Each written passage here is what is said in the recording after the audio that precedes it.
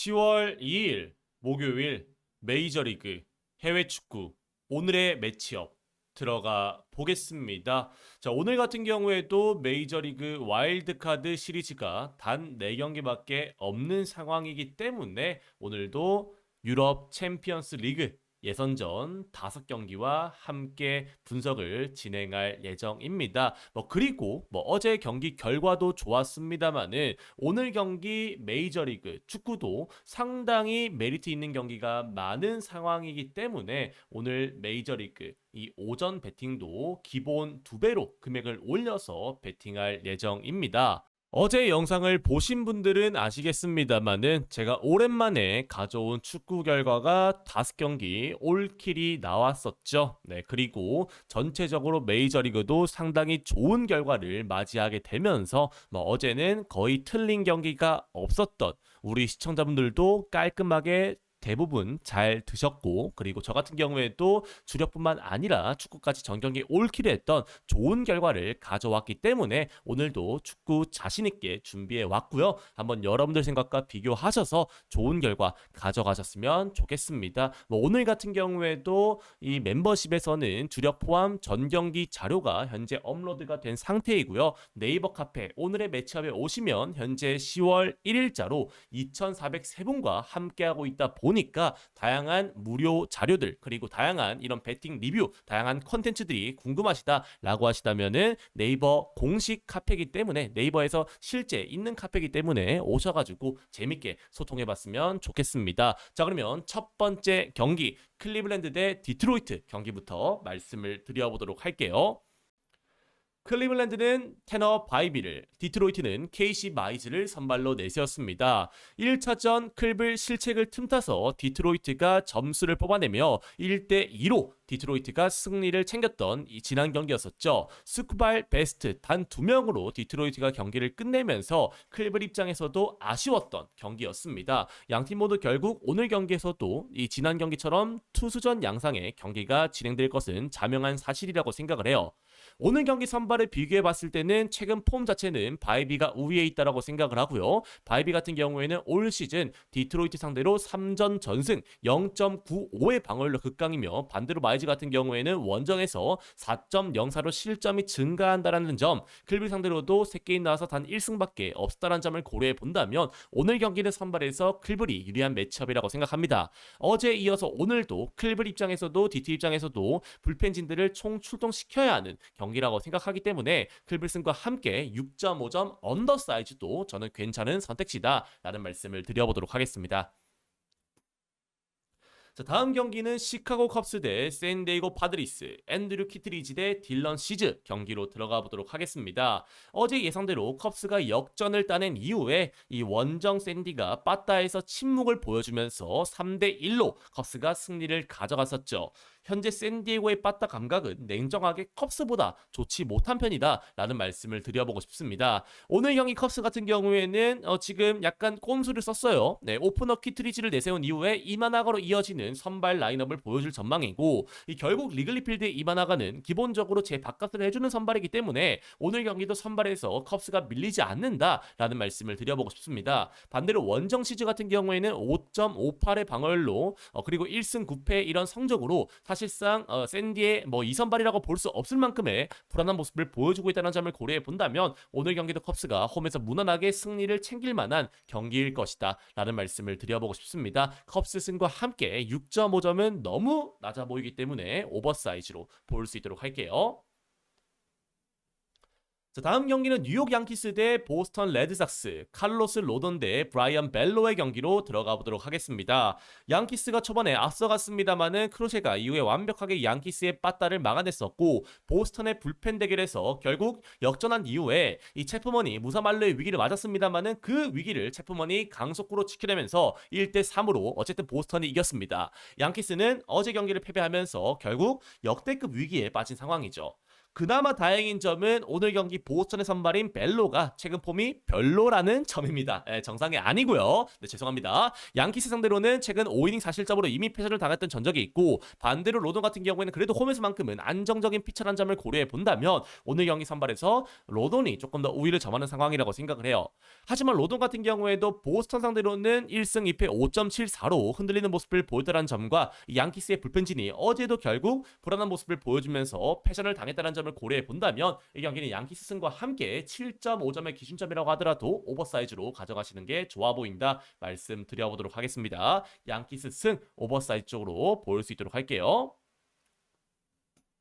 자, 오늘 준비한 마지막 경기는 LA 다저스 대 신시내티 레즈의 경기로 들어가 보도록 하겠습니다. 다저스는 야마모토를, 신시내티는 잭 리텔을 선발로 내세웠습니다. 어제 이 다저스의 이 불펜진들이 흔들리긴 했습니다만은 10대 5로 승리를 가져갔던 다저스였었죠.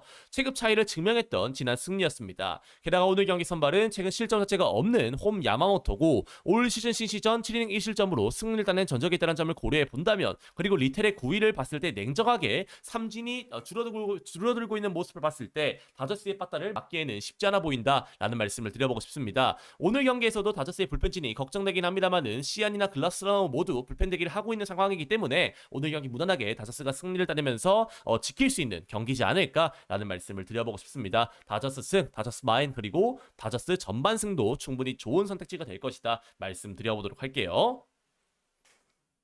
자, 이렇게 오늘 메이저리그 와일드카드 4경기, 전 경기를 말씀드려 보았고요. 지금부터 여러분들이 궁금해하시는 해외 축구 UCL 5경기 분석 들어가 보도록 하겠습니다. 자, 첫 번째 경기는 아스날 대 올림피아코스의 맞대결입니다. 자, 아스날 같은 경우에는 지금 현재 리그에서 상당히 잘 나가고 있는 모습이죠. 최근 8경기 기준으로 보더라도 아스날은 현재 6승을 따내면서 매우 좋은 모습을 보여주고 있는 상황입니다. 물론 올림피아 같은 경우에도 리그에서 나쁘지 않은 모습을 보여주긴 합니다만은 기본적으로 체급 차이가 많이 나는 매치업이라고 생각을 해요.